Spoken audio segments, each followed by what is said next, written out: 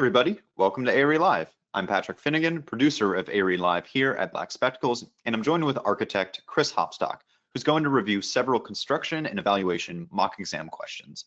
We're going to go through questions that cover CE knowledge and skills related to evaluating weather delays and contractor time extensions, calculating liquidated damages for construction delays, resolving conflicts in construction documents and execution, addressing hazardous materials found during excavation, and managing submittal responsibilities and delay claims. If you're joining us for the first time, Black Spectacles is the leader in ARE prep.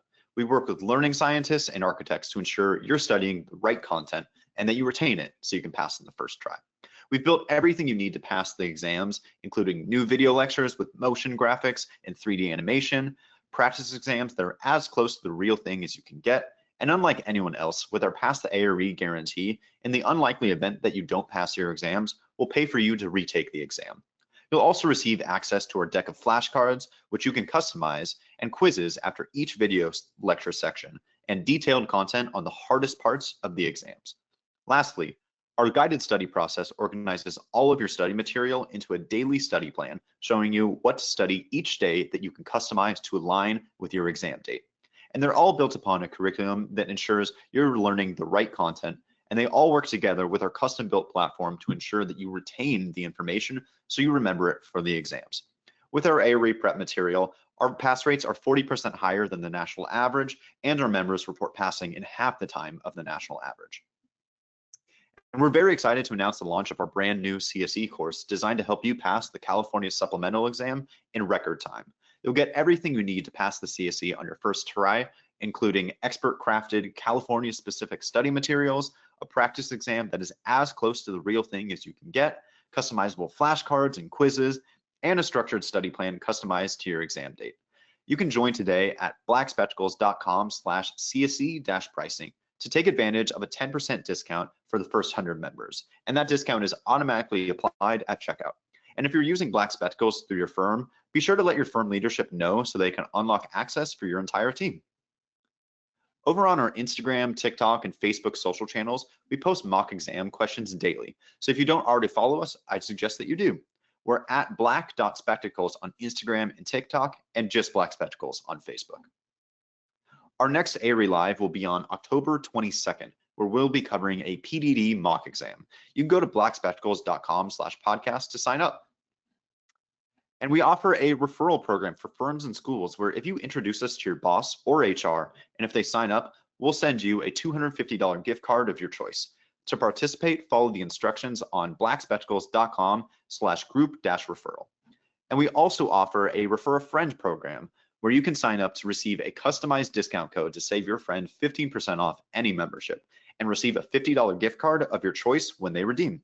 You can go to blackspectacles.com/referral to participate. And we'll be engaging exclusively on our online Black Spectacles community. So head over to community.blackspectacles.com, and right at the top, you'll see we've pinned a thread called ARE Live CE Mock Exam September 2025. If you have a question as we're going through ARE Live today, post your questions there and we'll answer them live. And everyone who posts in that thread today will be eligible to win a free Black Spectacles t-shirt. Literally, all you have to do is go over to community.blackspectacles.com and say hi, and you're registered. And of course, don't forget to stay tuned until the end of the episode to see if you won. And with that, I'd like to welcome today's guest, Chris Hopstock. In addition to working with us here at Black Spectacles, Chris is an architect based in New York. Welcome, Chris. Thanks for having me again, Patrick. I'm excited to go over this 5-question CE mock exam today. And what we're going to be talking about in all of these questions, we're going to be asking ourselves, what do the contracts say? So there's so many CE questions that require knowledge of contracts, but they're not necessarily going to say it. They're not going to include some part of the question that says, according to the A201, what should the architect do? No, they're just going to, you're going to have to assume that we're operating under the standard suite of AAA documents to answer so many questions on this exam. So we're focusing on mostly the A201, but also the B101 and the A101. That's the standard suite of AAA documents. And there's just so much critical information in those. I like to view those documents as sort of the handbook of what you should do, can do, shouldn't do during the CA phase of a project. I remember the first firm that I worked at, when I started doing CA work, I was sort of a fish out of water, sort of lost, and I was getting submittals thrown my way, RFIs, and I just didn't know, I didn't know the rules of what I was doing. So I really leaned on learning the contracts at that point in my career, and it really helped me become a better architect and be able to do that job well. So with that said, I think we can get into question number 1. All right, at a recent owner, architect, and contractor meeting, the contractor mentions that the project is currently delayed by 10 days due to snow. The construction schedule calls for a 9-month construction period, and the schedule included 5 adverse weather days as contingency. The owner is concerned that they'll miss out on a month's worth of rent if the project is delayed, and their tenant can potentially back out of the lease agreement. The contractor requested a change order to add 10 days to the construction schedule due to weather events beyond their control. Which of the following should the architect consider when evaluating the contractor's request for additional time? Check the 3 that apply. A, if the contractor could have worked through the adverse weather. B, if the adverse weather could have been reasonably anticipated. C, if the owner will be negatively affected by the delay. D, if construction activities were actually delayed due to the adverse weather. E, if the adverse weather condition was abnormal for the period of time. And F, if the schedule can be accelerated to make up for the alleged weather delay. So just reading through this scenario quickly, we're kind of looking at a situation where the architect is acting as the initial decision maker, or IDM.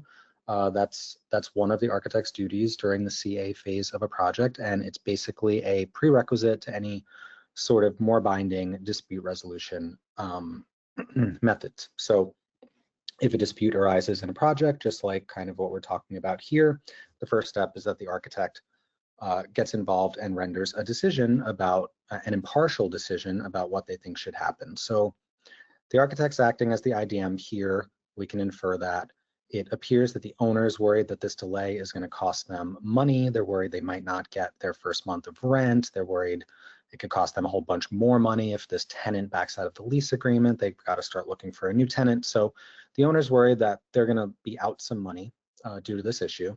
And the contractor thinks that the delay that we're talking about here that's going to cause the owner to maybe lose some money is out of their control. It's caused by some weather that just isn't their fault, basically.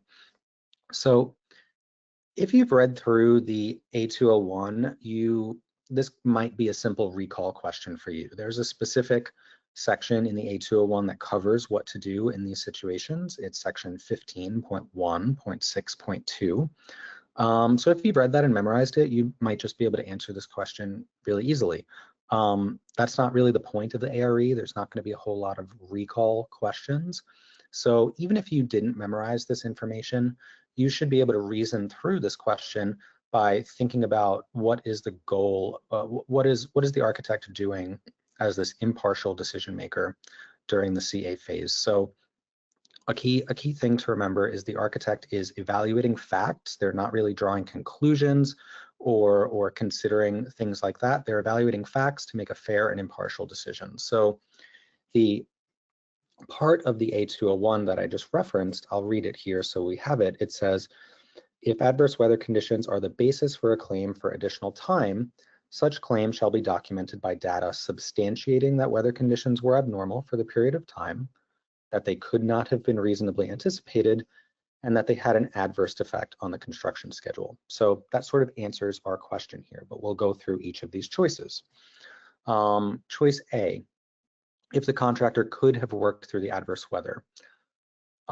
It's hard for an architect to really come to a conclusion about this. Like, how would you determine if it was super snowy, if the contractor, if it was so much snow that the contractor could have worked through it or not? You're not really an expert on construction logistics and whether their equipment can operate in that amount of snow. So it's not really your purview to be able to make a decision about this this sort of thing. We're kind of relying on the contractor saying they couldn't work through this weather. So A is incorrect. It would require us to draw a conclusion rather than just evaluate facts. Choice B, if the adverse weather could have been reasonably anticipated.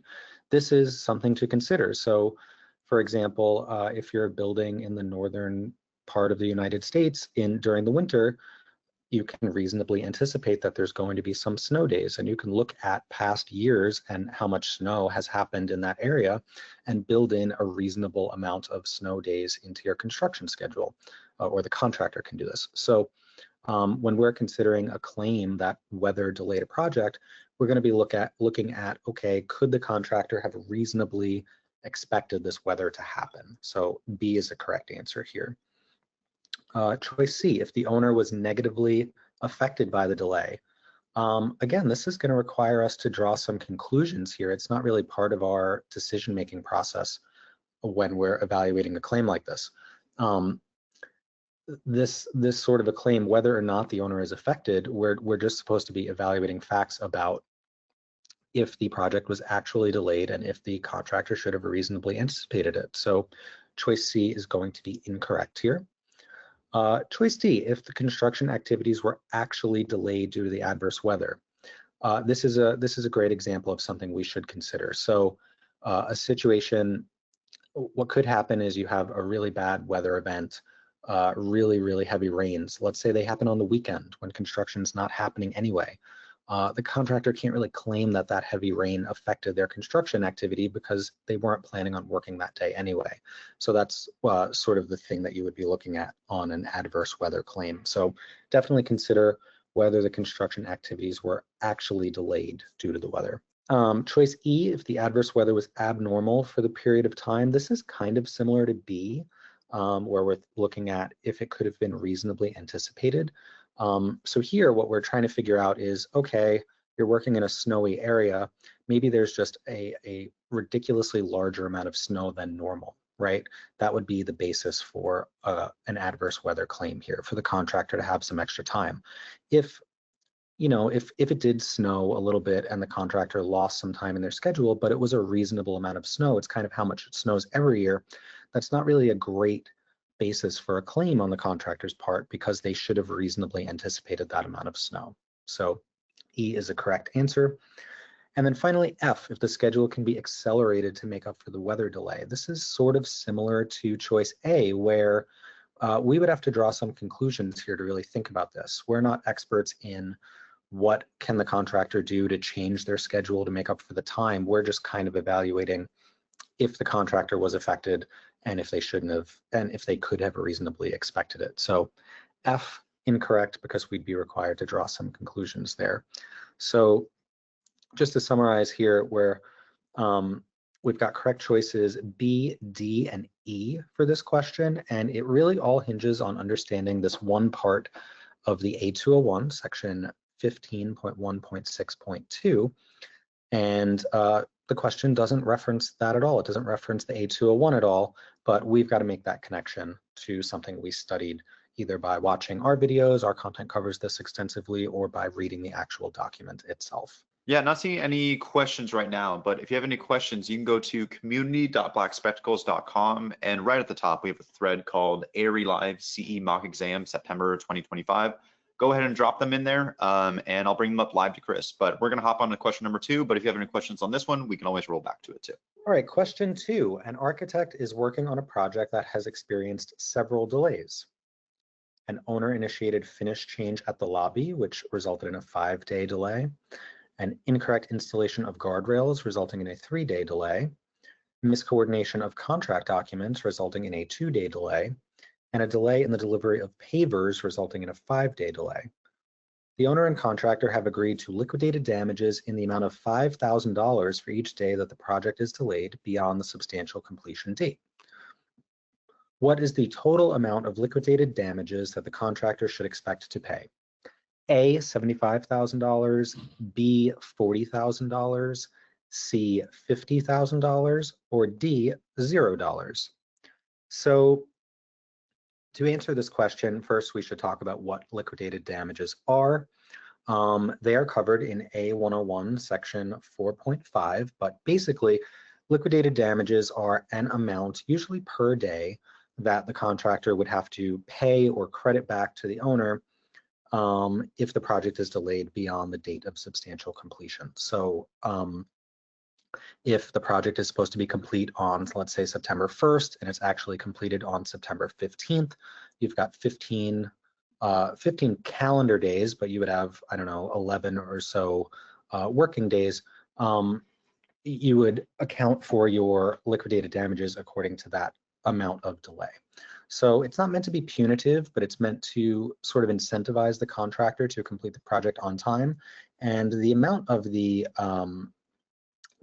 liquidated damages is just supposed to be an amount that covers the owner for some amount of money that they would have lost due to this delay. So kind of thinking about the last question where the owner was worried about losing some rent if the project's not done on time, their contract could have included liquidated damages, whereby if the contractor was delayed, the owner would have recovered some of that money from the contractor. So now that we know that, we've got a list of some delays here. We need to determine which of these delays are the contractor's fault that they're going to be sort of on the hook for here and have to pay for, and which are not, so that we can do some quick math and figure out how much the contractor is going to have to pay in liquidated damages. So let's go through the list of the 4 delays here. Delay number 1 is pretty straightforward and not the contractor's fault. The owner initiated a change in finishes at the lobby, resulting in a 5-day delay. So in a situation like that, the contractor would submit a change order for a change in, at least a change in the contract time. They would ask for 5 additional days to complete the project, and probably a change in cost, but that's not really the focus here. So if the contractor's not the reason that the delay happened, they're going to submit a change order. It should get approved by everyone, right? And basically the date of substantial completion would get extended by, in this case, 5 days. So this owner initiated change we're not going to include in our calculation. The second delay here, the incorrect installation of guardrails. So this is not as straightforward. It doesn't say whose fault this delay is, so we've got to draw some conclusions here, make an inference.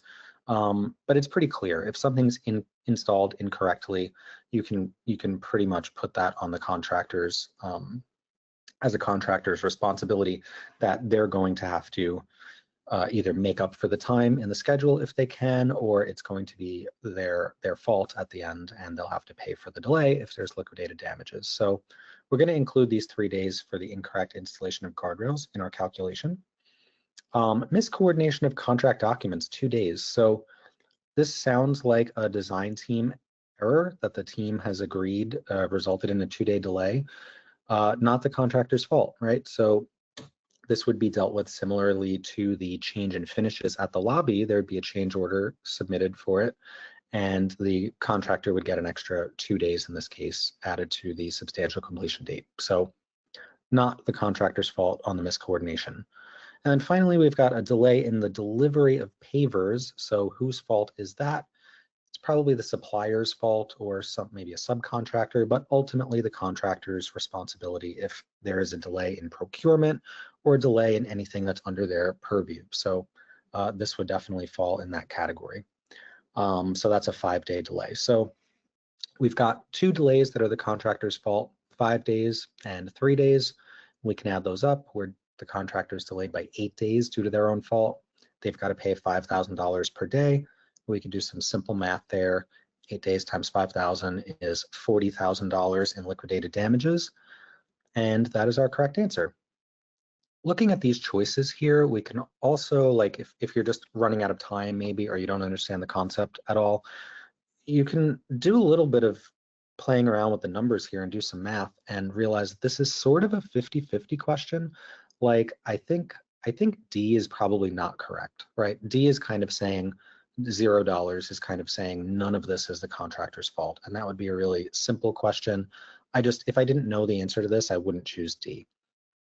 Similarly, on the other end of the spectrum, A is what you would get if you added up all of the delays that are listed there, all 4 of them, and multiplied by 5,000. So that's the other extreme, is that saying all of these are the contractor's fault.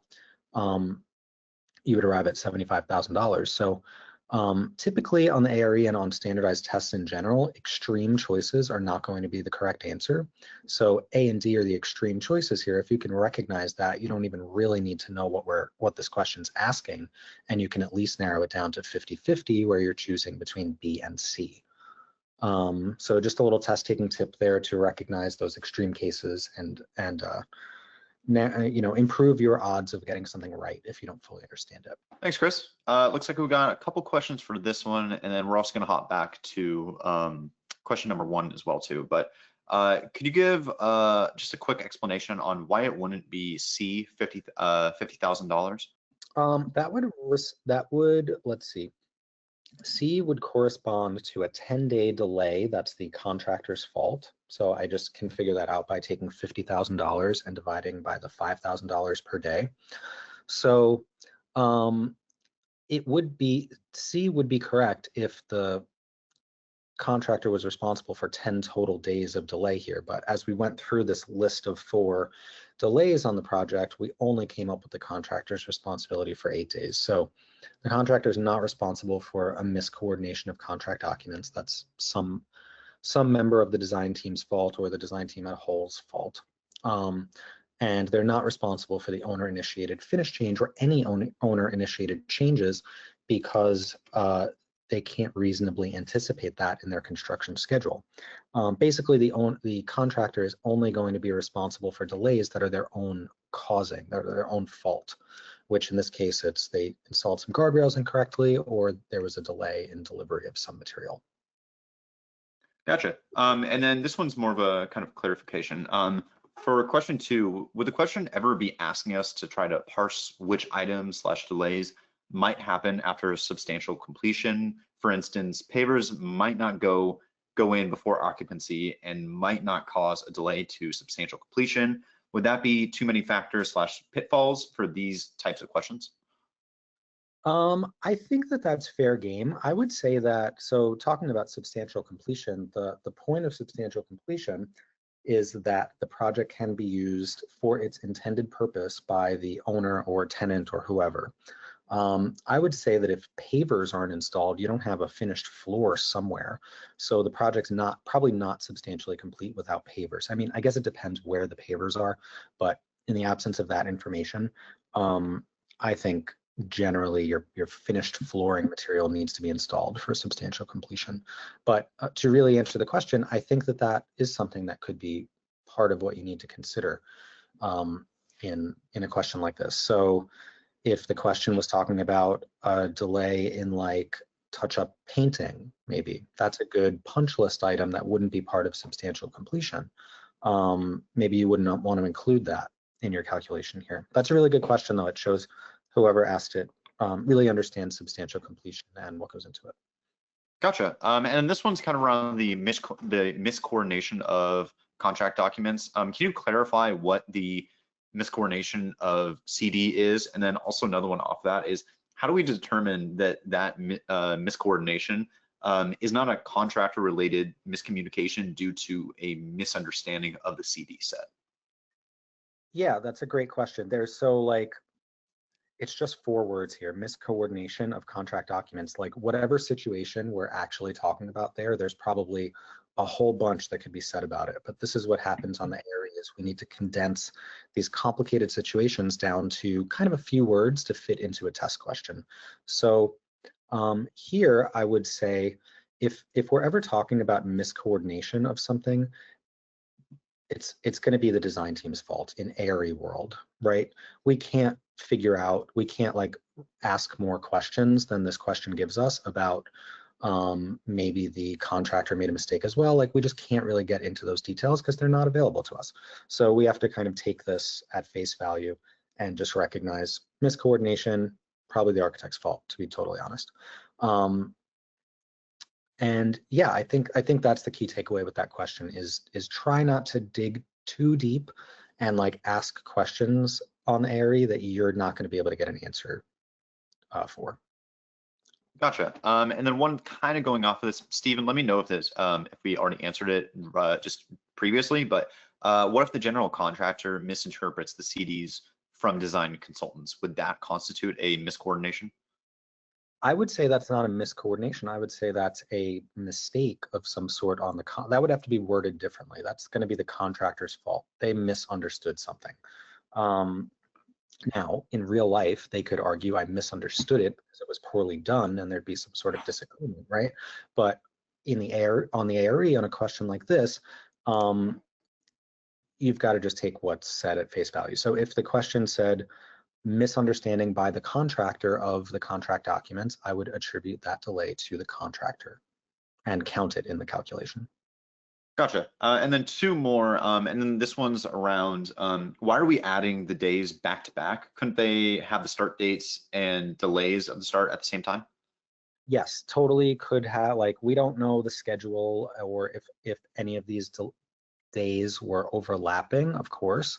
In the absence of such information, I would assume that they don't overlap and that they're just separate delays, right? Again, if there was a Gantt chart provided here, some sort of schedule, and you had more information and you could see if there was an overlap, or maybe none of these delays were on the critical path. They don't actually result in an actual delay at all. We don't know any of that. We're just taking this question at face value and saying the question's telling me there was a 5-day delay, a 2-day delay, whatever it is. I'm going to assume that that's a delay that costs money. Sounds good. And then one more on this question, and it's liquidated damages typically apply after the substantial completion or certificate of occupancy, the CO, or temporary certificate of occupancy, TCO. In real life, there's TCOs and final COs and things like that. I think for simplicity's sake on the ARE, we really just talk about a certificate of occupancy that's issued at substantial completion. So liquidated damages are, for the purposes of the ARE, taken into account from substantial completion. Gotcha. And then one more just rolled in around this one. The GC should clarify the drawing when they're awarded the job. If they did not clarify when they got the job, does this not fall into their responsibility? That's certainly like the argument the architect would make if there's a claim for a delay in miscoordination, right? That the contractor should have, gone through these documents with a fine-tooth comb and figured out if they had any questions or confusion. That's certainly the argument the architect would make. But in this case, we're kind of like, we're given this list of delays here, and it seems like they've already been agreed upon, that this miscoordination did result in a 2-day delay. And we're reading the word there, miscoordination, we're going to attribute that to the architect and not the contractor. I totally get where this person is coming from, and I understand the argument that they're making, but in reality, it's the architect's job to coordinate the contract documents, and we can make that argument all we want that the contractor should have caught it, but we're the design professional, our consultants are design professionals, and we're responsible for that. Gotcha. And then let's hop over to question number 1 again, too, just for a quick clarification. Could you explain more why answer F, if the schedule can be accelerated to make up for the alleged weather delay, why that's wrong? They were thinking it's a good way to look out for the owner and make sure the contractor isn't taking advantage. Yes, totally could be considered, like, as a team talking through this as a way to remedy the situation, but in reading the A201 and what we are supposed to consider when we're looking at a claim like this, that is just not one of the things that we're going to consider. So typically what happens is the contractor is awarded a change order for whatever the delay was that occurred. In this case, I think it was 10 days, yep. They would be awarded the 10 extra days to complete the project. But if you're working on a project where everybody's friendly, and hopefully you are, it should be the project team getting together and saying, okay, we're going to paper this way with a 10-day of additional time, but how can we fix this? How can we all work together to get sort of back on schedule? I agree that that's totally what should happen. It's just not what you should be considering when you're deciding if this change order is valid or not. Awesome. Thanks, Chris. And thank you to everyone for all the questions. If you have any more while we're going through today's session, you can drop them in our thread on community.blackspectacles.com. But with that, let's roll on to question number 3. Yeah, and those were great questions. There's a lot of questions that can be had about situations during the CA phase of a project, right? There's so many different arguments that can be made about situations, right? And that's what makes answering questions on this exam challenging. Is that there's these sort of arguments back and forth. That happens a lot during construction, but that's why we're going to go back to what I said at the beginning of this podcast, which is we're going to look at what do the contracts say. And this is good advice for real, at work as well, but definitely for the ARE. What do the contracts say is going to govern how we're going to answer questions. So with that, let's take a look at question 3. At a recent site visit, the architect notices that blocking hasn't been installed in the wall for future grab bars at several bathrooms in a new multifamily residential building. The contractor states that they install blocking where it's called for on the interior elevations, but the architect notes that they also provided standard blocking details that apply to all bathrooms. The contractor disagrees and states that adding the blocking will delay the project because sheetrock installation is scheduled to begin tomorrow.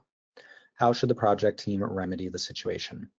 A, proceed without blocking in certain bathrooms. B, issue a change order for additional time to allow for blocking to be installed. C, install the blocking and adjust the sheetrock installation schedule accordingly. Or D, install blocking after the sheetrock is installed to maintain the schedule. So sort of a classic disagreement about where information is found in the drawings. Sounds to me like the interior elevations probably have some dashed lines on some of the views showing where blocking should be installed, but not all of them.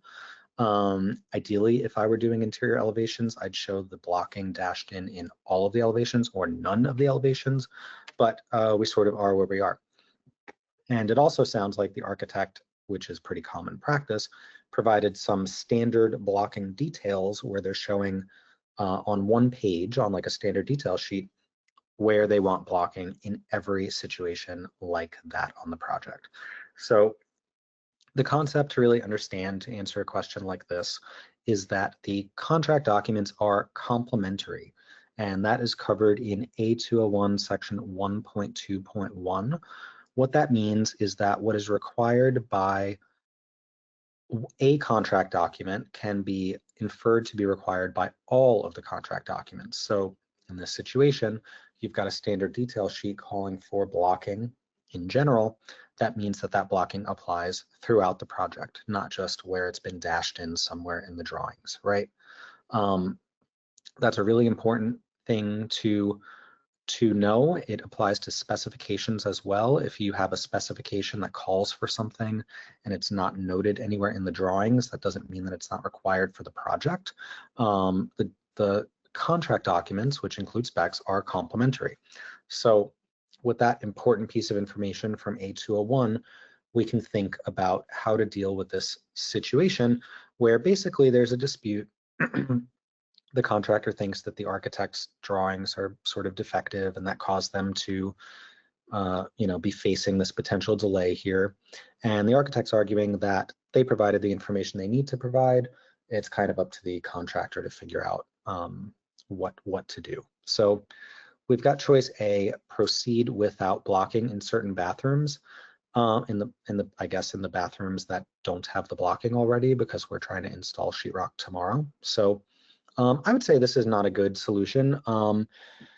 Any solution when you're kind of balancing what's been installed with the schedule and making decisions that can lead to an inferior product, and in this case accessibility issues, are not going to be the right answer on the exam and in real life. We know we've got this, schedule is super important. We're facing this schedule issue because of some confusion, but the easiest thing to do would be A, to just move forward, not install the blocking, and hope everything works out okay. But it's going to lead to a poor product. It's potentially going to lead to some accessibility and legal issues in the future when that blocking is not installed. So not a great idea. B, issuing a change order for some more time to let this happen. This kind of implies that the architect made a mistake here and the contractor should get some more time to fix the situation, but it is better than A because we're going to address the situation. I think based on what we talked about with these documents being complementary, that the the architect didn't make a mistake. The requirement is covered somewhere in the contract documents, and issuing a change order would be saying that the contractor deserves more time to finish this, and I don't think that that's the situation based on what we know from A201. So I'm going to say B is incorrect. C, install the blocking and adjust the sheetrock installation schedule accordingly. This is the correct answer here. So basically, it's remedy the situation, and the contractor is going to, if we're installing blocking, we're not installing sheetrock tomorrow, so we're going to adjust the sheetrock schedule. However the contractor sees fit. It's also possible that the contractor can start the sheetrock installation in the bathrooms that have the blocking, and maybe the schedule is not really even affected. Who knows? But choice C is sort of saying the contractor owes what's on the drawings, regardless of where it is on the drawings, and it's up to them to figure out how to make this all work. So that's the correct answer here. Now, D might seem like a good answer. It seems like a good middle ground. Install the blocking after the sheetrock so we can maintain the schedule. Sounds fantastic. Unless you can sort of visualize what needs to happen here. What is blocking, and what's the sequencing of construction? So blocking goes in the wall between the studs so that you can fasten something securely to the wall. If you've ever tried to hang up like a flat screen TV on the wall and you're looking around for a stud to be able to hang it to, you know why it's important to secure things to something solid in the wall, not just to the sheetrock. So blocking remedies that by putting something solid behind a large portion of the wall so you can install things like grab bars. Obviously, you can't do that once the sheetrock's been installed. It needs to happen before the sheetrock, so you need to understand some construction sequencing to know that D is incorrect. That'll come up a lot on the CE exam. It's the CE exam stands for construction evaluation. So you need to know about construction in order to evaluate it. It's kind of why we recommend taking the CE exam towards the end of your ARE journey. Once you've studied for the more technical exams, you'll be a little better positioned to answer questions like this. Thanks, Chris. Looking like I have two questions on my end. Can you specify what section of the A201 you were speaking about? Yeah, this is right in the beginning, section 1.2.1, and it's titled section 1.2 is titled Correlation and Intent of the Contract Documents. Thanks. And then I got another one over here that is, if there is information in the drawings that conflicts with the specifications, which one would govern? That is a good question. Some architects will include some note in their general note sheet that says one is more important than the other, or that says that details supersede like larger scale, smaller scale drawings. I don't really like that. I think if there's conflicting information in the CDs, whether that's within the drawings themselves or between drawings and specs, whatever it is, that's when the contractor should submit an RFI and ask what to do. I don't like notes like that because they kind of try to add a blanket rule to something when really the architect should be looking at a case-by-case basis of what is the correct design intent. Gotcha. Looks like that is all the questions on my end, but if you have any more as we're going through ARE Live today, you can go to community.blackspectacles.com and drop them in our thread called ARE Live CE Mock Exam September 2025. But with that, Chris, let's roll to question number 4. All right, question 4. A contractor is excavating an urban infill site for the development of a new high-rise building. During excavation, the contractor uncovers a pile of buried debris that appears to be asbestos-containing materials from a previous demolition. Phase 1 and Phase 2 reports conducted for the site do not indicate the presence of any hazardous materials. The contractor stops work and, after discussing with the owner and an experienced abatement contractor, determines that it will cost $20,000 to remove the material, and the removal will be complete within 5 days. Which of the following is an appropriate course of action for the architect to take? A, redesign the foundation so that the hazardous materials can be encapsulated in place. B, issued a minor change in the work for the contractor to remove the material. C, request that the owner hire a separate abatement contractor to remove the material. Or D, issue a change order for $20,000 and an extension of 5 days. So I've got to read through the scenario here and kind of just boil it down to what's happened. So asbestos-containing material was found. Asbestos-containing material is a hazardous material, and that's the term that's going to be used throughout the contracts that cover this situation. So you've got to make the connection. Asbestos is hazardous material. Another really important point here is that this was not anticipated by the contract document. So phase 1 and phase 2 reports are environmental reports that are done on sites during preliminary design to figure out what's the history of this site. Might there be some hazardous materials here that we should look into? Should we do some testing? What does the testing say? We're looking for hazardous things that we might want to deal with during construction. So those reports said there's nothing on this site.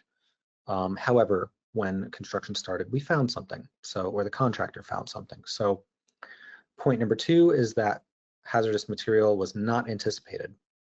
And then the third thing that's covered in the last sentence here is that there's a cost and time implication to removing this material, of course, but we've got it enumerated here, $20,000 and 5 days. So if you can read through that scenario and boil it down to those points, you're in good shape to answer this question. So if you've read through the A201, you'll know what needs to happen next. Section 10.3.1 says that the contractor shall stop the work if hazardous material is discovered that's not noted in the CDs. It doesn't say they should or could or maybe they will stop the work. It says they shall stop the work. So they did the right thing here. They stopped the work. That's an affirmative requirement of them. 10.3.2 says that once sort of the dust settles and this hazardous material is dealt with, the time and cost are going to be adjusted by change order because this was unanticipated hazardous material. So those are some important concepts to understand.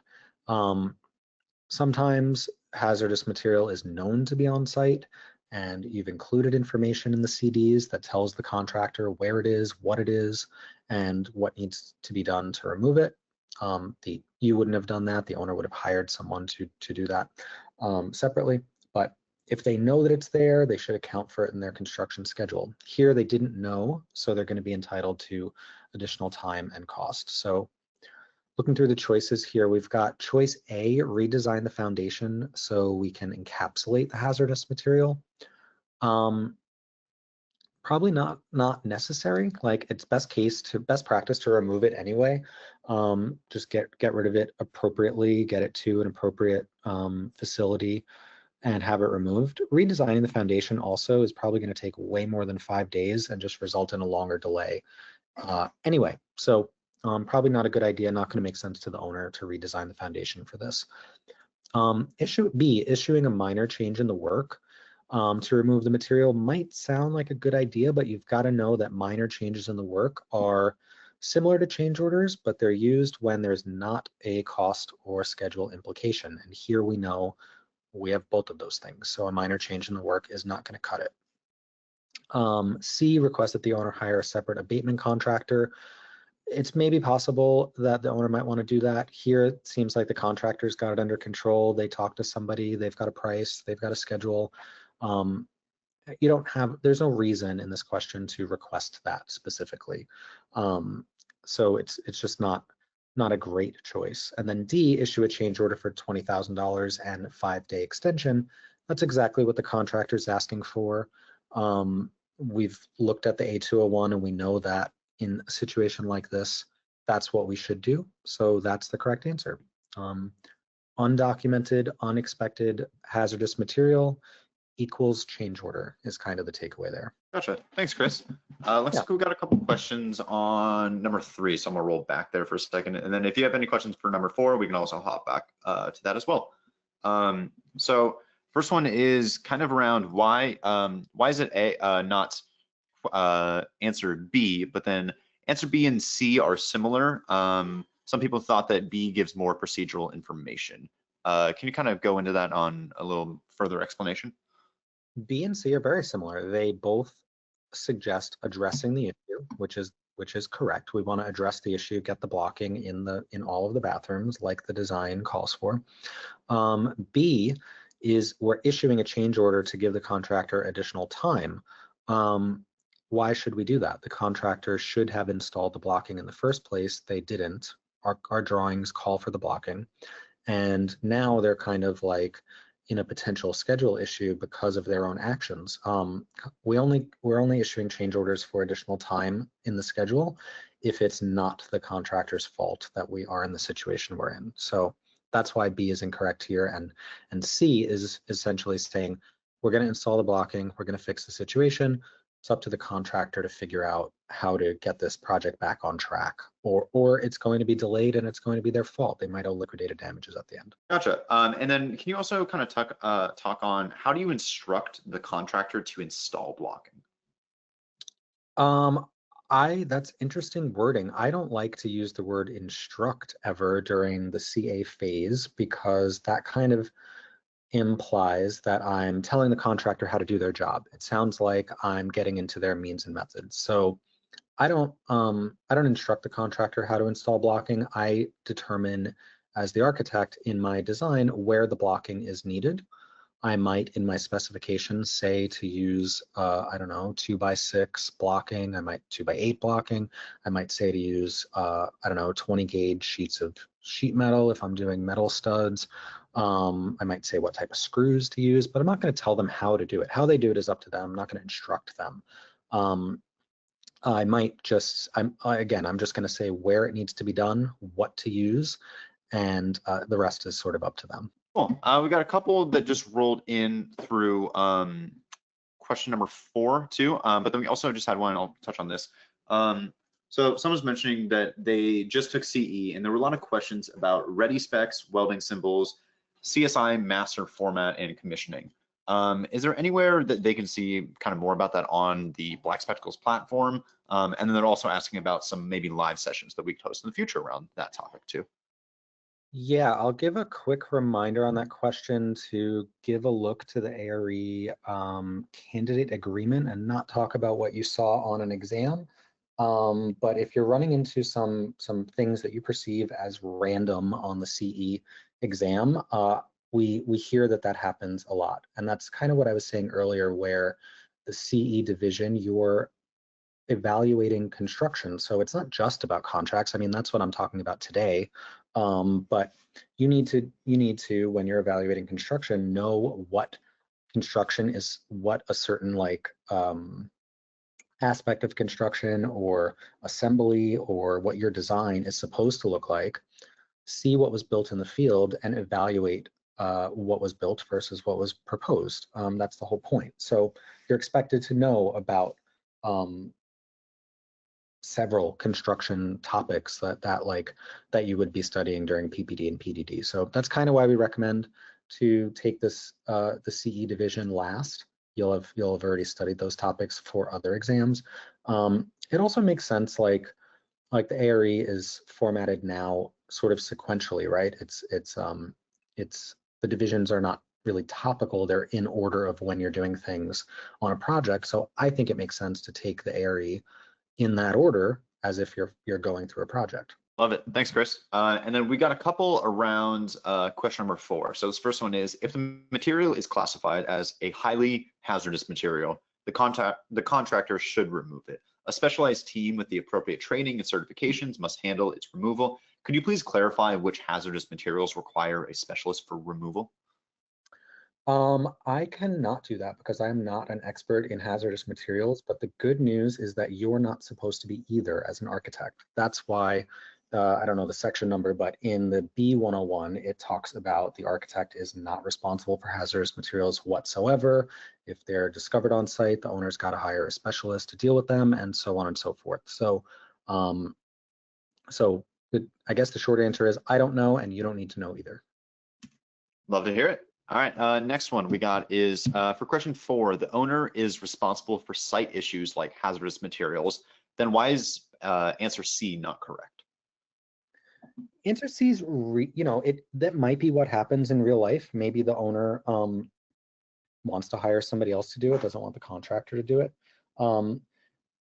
The owner is still responsible, quote unquote, if we go with answer D. They're paying $20,000 more and they're going to get their building 5 days later. Just because the owner is responsible for something doesn't mean that they're not asking the contractor to deal with it for them. And that's kind of the situation that we're in here. I mean, if the question included something about, the owner thought that $20,000 is a ridiculous cost for this amount of work and they wanted a second opinion, you could reason that C would be a reasonable answer. There's just nothing in the question that would make you think that moving forward with what the contractor has proposed is not a reasonable solution. Thanks. And then the next one, could you further explain the reason for hiring a separate abatement contractor is necessary in this case? The removal of hazardous materials in general is a specialized thing. There are special certifications that are required to remove different types of hazardous materials. So when this question here says the contractor discussed it with an experienced abatement contractor, that's exactly that's a subcontractor that they would have talked to. And that's exactly what happens. Like the contractor themselves does not have somebody on staff, most likely, that is a qualified asbestos abatement removal expert, right? So they're just going to subcontract that work out like they subcontract out most things, right? So that's all that really means. Sounds good. Cool. And then can you explain too why requesting removal from the client in question number 4 is incorrect, even though the general contractor has taken an abatement price, the client wants to see if he could do it cheaper? Just because the question doesn't say that the client, is looking for a different price here. The other kind of implication here is we're talking about only a 5-day delay if we move forward with the contractor's recommendation. The sort of implication is that they're ready to move forward now. Maybe you could find somebody to do it for $15,000, but by the time you find them and hire them and do all this stuff, now it's a 15-day delay. Maybe that's worse. I don't know. There's just nothing in the question that sort of says, that gives me a specific reason to request that the owner hire a separate person to do it. And then D is just very clearly correct. Like we've been told it's $20,000 in 5 days, and we know that in this situation, a change order is the way to address it. So that's why I would choose D and not C here. Great, thanks, Chris. And then can you also explain this of who creates the punch list, the contractor or the architect? That's a common question and not covered here today, but the short answer is that the contractor creates the punch list. That is covered in the A201. It's not referred to as a punch list. The A201 uses some, I forget the exact language, but they just call it like a list of incomplete items or something like that. So if you search for punch list in A201, nothing's going to come up, but you've got to find that section that talks about a list of incomplete items, and it'll talk about the contractor doing that. Great, thanks. And then I think I got 2 more on my end. The question number 4 did not mention that the general contractor is in communication with the abatement contractor. It's mentioning after discussion with the owner and contractor. Can you kind of speak on that a little bit? So it says after discussing with the owner and an experienced abatement contractor, they determined it will cost $20,000 and will take 5 more days. So the implication there is they told the owner what's going on, they stopped the work, and then they talked to this experienced abatement person and came up with a price and a schedule for the work. That's kind of all that means. It's I wouldn't read through the lines on that anymore than that. Cool. And then I've got 1 more on my end, and it's provided it's entirely the owner's responsibility to remove the hazardous material from the site. So definitely C should be the incorrect answer, they believe.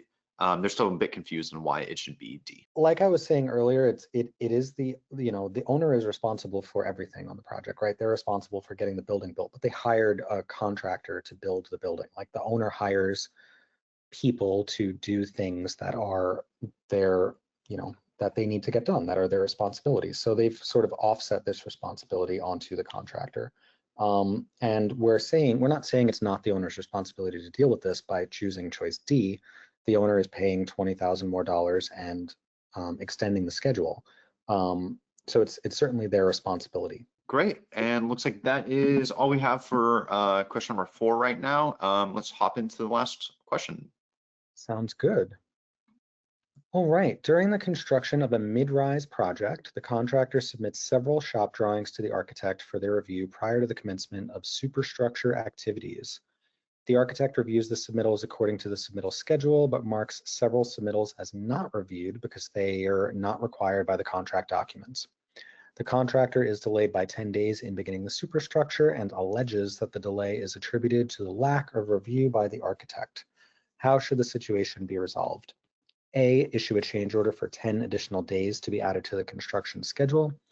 B, issue a construction change directive to proceed with the work according to the contract documents. C, the contractor is responsible for the delay. Or D, the owner is responsible for the delay. So, like I was saying sort of at the beginning of this podcast here today, so many things that you're doing during the CA phase of a project are covered in the contracts, even if it doesn't seem like they might be. So submittal review is one of those things. The contracts tell you exactly what you need to do when you're reviewing submittals, and they cover this situation. So it's just a good reminder to read the contracts before doing sort of any CA phase at your job, and you'll be doing it according to the rules that you've all agreed to contractually. So a key to remember here is that the specifications determine what submittals are required, not the contractor. This is a common point of contention. You can deal with this at the pre-construction conference and just sort of remind the whole project team of this point. But the specifications include within each spec section a list of required submittals, and those are the submittals you're going to review. Contractors often think that the architect just has to review anything that they submit to them, and that's just not the case. And then when that happens, when you get a submittal that's not required, the proper protocol is to return it as not reviewed. This is risk mitigation strategy. It keeps you from reviewing things that are outside of your scope of work, and it just keeps the project also profitable for your office. If you start reviewing anything that the contractor submits, you might be taking on a ton of extra work and just billing, we're not billing, but like logging more time to the project than your principal or whoever accounted for when they came up with your fee. So you might just, you might be doing too much work and not really be getting paid for it. So with that, we can look at A201 section 4.2.7 here to figure out what our responsibilities are when we're looking at submittals. And it's sort of a long paragraph, but the key point is you're going to take appropriate action on submittals for the limited purpose of checking for their conformance with the contract documents. So first step in that is it even a required submittal, and then so on and so forth. So so we've got this situation. The contractor submitted several submittals that were not required. We did the right thing. We reviewed them according to the submittal schedule. We said that they're not reviewed, and the contractors now got this delay that they're kind of trying to say is because of our actions not reviewing these submittals. So we could look at our choices here. A, issuing a change order for 10 additional delays. This would be the choice that aligns with saying, yeah, it was our fault. This delay is the architect's fault, and therefore the contractor deserves more time to complete the project. We just talked about that's not the case here because of what A201 says, so that's not going to be correct. B, issuing a construction change directive to proceed with the work.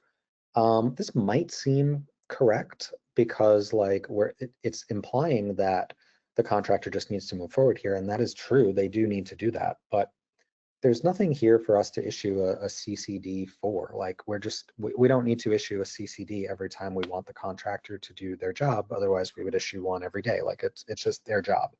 A CCD also implies that there is going to be a change to the contract sum and schedule at some point. We just haven't determined what it is yet, and we just discussed that that's not the case. So not correct. C and D. C is the contractor is responsible for the delay, and D is the owner is responsible for the delay. I don't really see how the owner is responsible for this one. The owner is responsible for situations that fall within the that just any situation that's not the architect's fault or the contractor's fault is like by default the owner's fault. So that would be why we might choose D here if that was the case, but it's not. I think we've established pretty clearly the contractor is responsible for the delay here. There's no reason for them to take offense at the architect not reviewing these unrequired submittals. It's not even really clear how this resulted in a 10-day delay in the first place. So it sounds like the contractor just needs to figure out how to get the project back on track, and they're responsible. So choice C is the correct one here. Thanks, Chris. Looking like I'm gonna wait off maybe like 20 seconds just to give some people some time to write in any questions if they have, but look like, I mean, everything else is previously answered too. So I also just wanted to say someone who said thanks for clarifying their question in number 4 as well too. But Chris, with that, is there anything else you want to add on this? I know this was the last question that we had for today's session. Yeah, I think just to sort of circle back to the beginning of this, understanding the contracts is really important for many divisions of the ARE, but specifically CE. The contracts can be pretty daunting to just like sit down and read. They're a little dull if you're not into legal reading. That's what our videos are for, and all of our content really. You know, we've distilled down the contracts and many other topics into what you need to know for the ARE and into like digestible and understandable formats for you. So we've done that hard work so that you can learn the content, pass the ARE, and move on. Thanks, Chris. Looks like we've got one more question, and that's from Juan, and he's asking, how long should the architect take reviewing RFIs or submittals? Is there RFI categories that require more or less time? That's a great question. So I think the A201 covers both of these.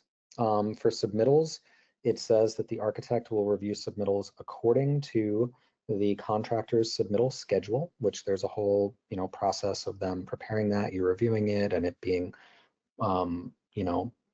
defined for the project. You're either going to review it according to that submittal schedule, or in the absence of a submittal schedule, just with reasonable promptness.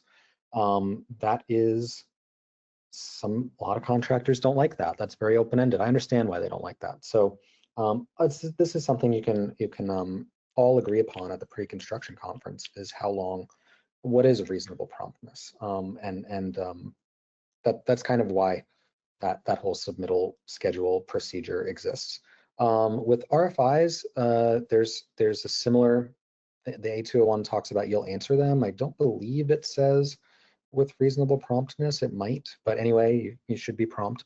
And oftentimes I'll see in architects specifications that talk about RFIs, architects will list how long that they'll take to respond to an RFI, and a common length of time is 5 days. I think in an effort to be collaborative with everyone on the project team, the contractor says something's urgent, try to answer it as quickly as you can. And if you need more time to answer something, hopefully they'll give you the same courtesy with that as well. Awesome, thanks, Chris. One more just rolled in, and then we can call it a day after that. But could you talk about who is responsible for when, for example, architectural drawings don't show bollards, but landscape shows them? If the contractor doesn't build it and says it's because it wasn't in the architectural drawing, who's responsible? The architect, the contractor, or the owner? Yeah, so this one goes back to question, I forget which question number it was, but anyway, we had the question today where we talked about the CDs, the contract documents, being complementary. If something's in one contract document, that is good enough. It is required for the project. So in that situation, the landscape drawings are part of the contract documents. Hopefully, these bollards are required in those documents, therefore it's required. Now, that doesn't mean just start not including your consultant's stuff in your drawings. Like, you should try to avoid this situation by showing them on your drawings. But if you forgot to, they're still required by the contractor. Thanks so much, Chris. Looks like that is all for today. So Chris, it's been a pleasure to have you. Thanks so much for helping support the architecture community. I know we had a lot of questions in here today, but definitely super beneficial for everyone. And thank you everyone for asking those questions too. Yeah, great discussion. I love the questions, so I really appreciate it. They were great questions. If you're joining us for the first time today, Black Spectacles is a leader in ARE prep. At Black Spectacles, we work with learning scientists and architects to ensure you're studying the right content and that you retain it so you can pass on the first try. And we recently just announced the launch of our brand new CSE course designed to help you pass the California supplemental exam in record time. You'll get everything you need to pass the CSE on your first try, including expert crafted California-specific study materials, a practice exam that is as close to the real thing as you can get, customizable flashcards and quizzes, and a structured study plan customized to your exam date. You can join today at blackspectacles.com/CSE-pricing to take advantage of a 10% discount for the first 100 members. And that discount is automatically applied at checkout. And if you're using Black Spectacles through your firm, be sure to let your firm leadership know so they can unlock access for your entire team. And our next session of ARE Live will be on October 22nd, where we'll be covering a PDD mock exam. You can go to blackspectacles.com/podcast to sign up. And over on our Instagram, TikTok, and Facebook, we post mock exam questions daily. So if you don't already follow us there, I'd suggest that you do. We're at black.spectacles on Instagram and TikTok, and just Black Spectacles on Facebook. And we offer a referral program for firms and schools where if you introduce us to your boss or HR, and if they sign up, we'll give you a $250 gift card of your choice. To participate, follow the instructions on blackspectacles.com/group-referral. And we also offer a refer a friend program too, where you can sign up to receive a customized discount code to save your friend 15% off any membership. And you'll receive a $50 gift card of your choice when they redeem. You can go to blackspectacles.com/referral to participate. And congratulations to SH Kodabashi. You posted in our Black Spectacles community today, and you just won a free Black Spectacles t-shirt. I'll reach out to you via email to get your size and shipping information, so we'll be in touch.